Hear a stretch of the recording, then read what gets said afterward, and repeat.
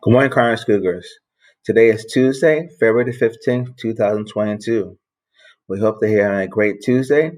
If you can, please stand for the Pledge of Allegiance. Berkeley, please take it away.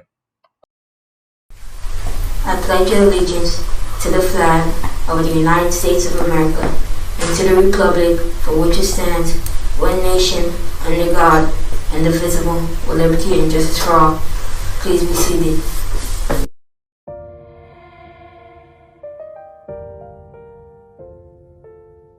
I wanna see you stand.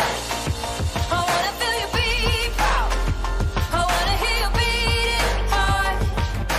Live out loud.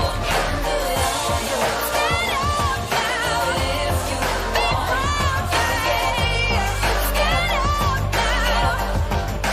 Live out loud. Dear staff, please fill out the flip grid for Stanley Davis's family, found in the link for Cougar TV show, which is daily sent by Miss O'Connor. Again, staff, please fill out the flip grid for Stanley Davis family, found in the link for Cougar TV show. Thank you. Our Cougar basketball team will be doing a fundraiser this week, and we're asking for you to help us out on today, Tuesday, and Wednesday. Now, the Krispy Kreme donuts will be delivered on Friday, February the 18th. That's this Friday. And the pre-order will be in Mr. Brookvan's room, which is Building 1, upstairs 206. And then this is a Krispy Kreme fundraising donuts, 12 original glazed donuts for $10.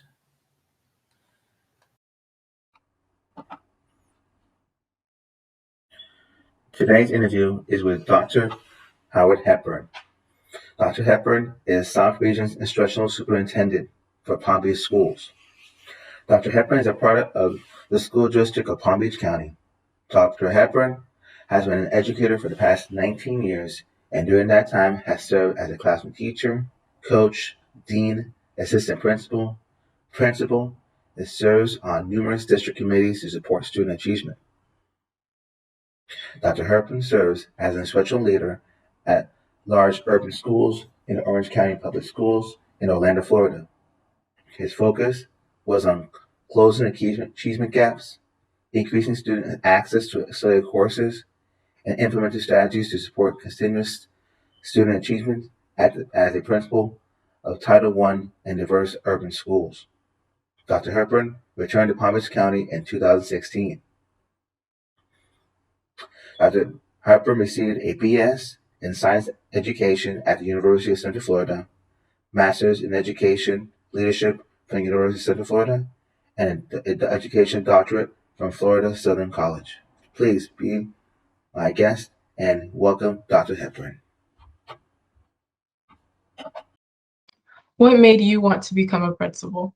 During my journey as a teacher and supporting the students that were in my classroom, I started making some headway, making some change with the students in my classroom. And I thought to myself, how could I have a larger impact on the students in my school that I was teaching?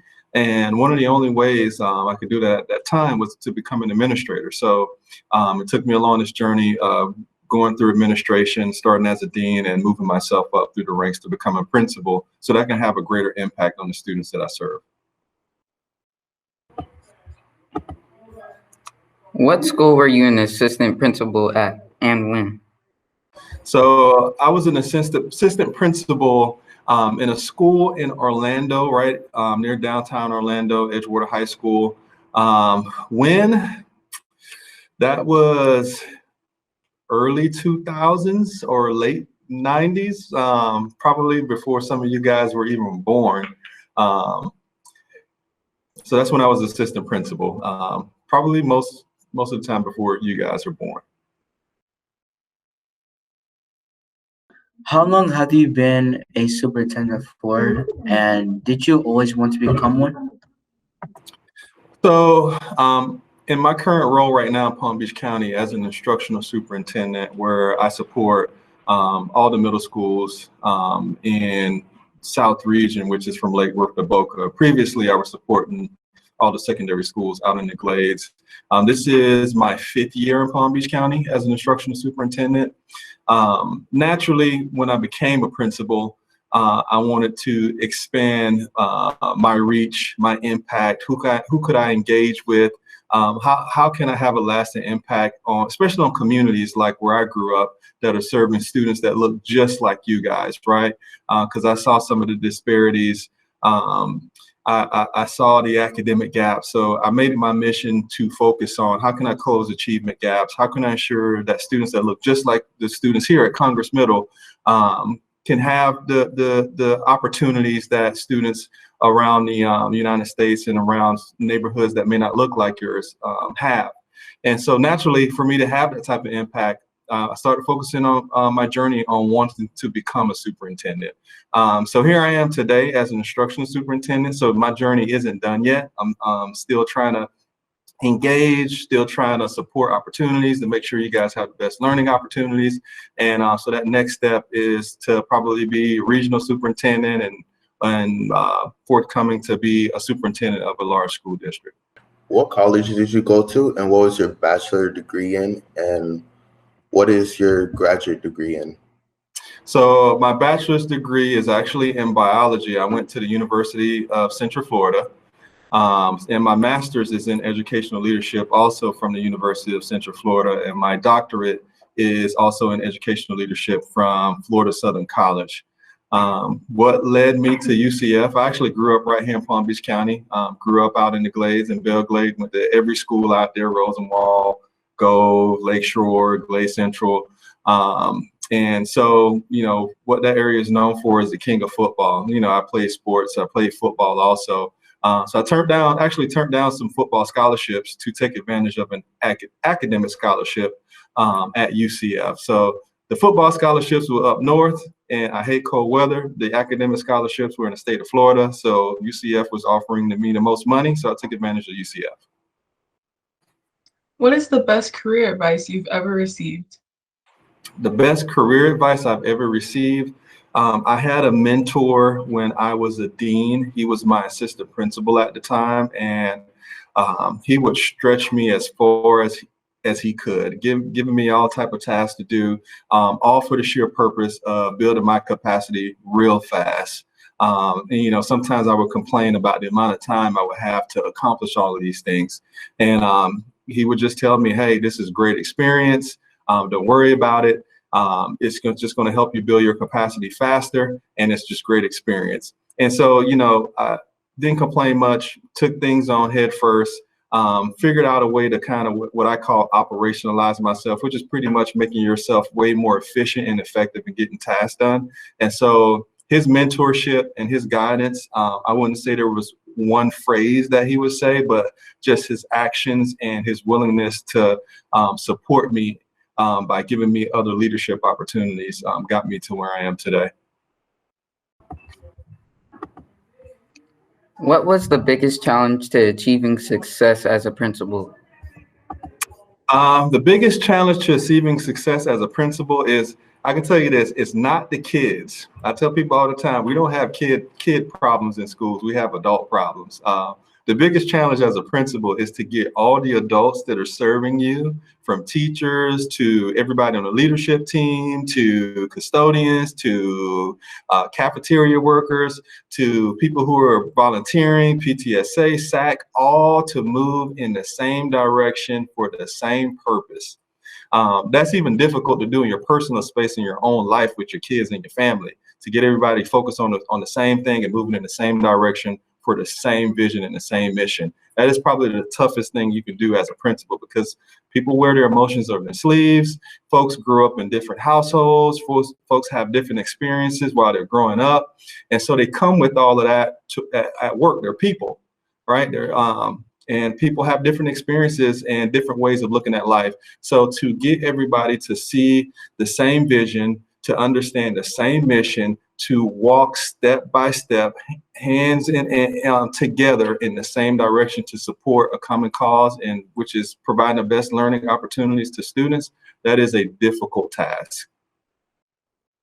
Specifically to Congress Middle, So let me start by saying what's my greatest accomplishment, and it has nothing to do with the degrees I have, nothing to do with some of the awards or recognitions I've received as an administrator or whatever the case may be. It's actually about kids, right?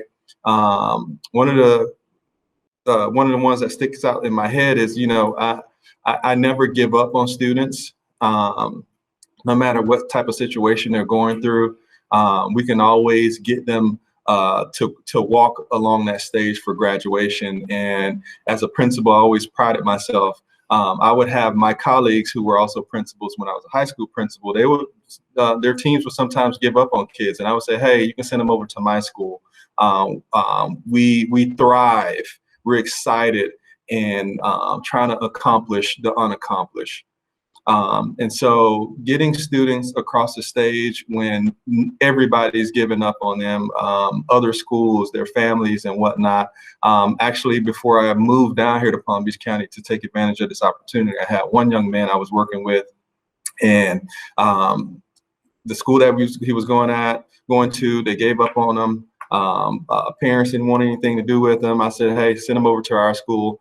We built a plan where we kind of circle around students like that as one giant family, continue to mentor, continue to check in, phone calls at night, make sure he's doing what he needs to do.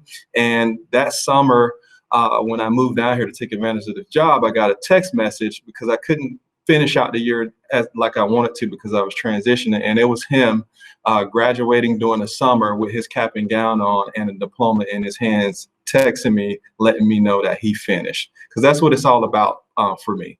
It's not about degrees. It's not about pay. It's not about all of that. It's about helping students and changing the trajectory of their lives. Now, one of the greatest accomplishments here at Congress Middle School is when I transitioned to the South.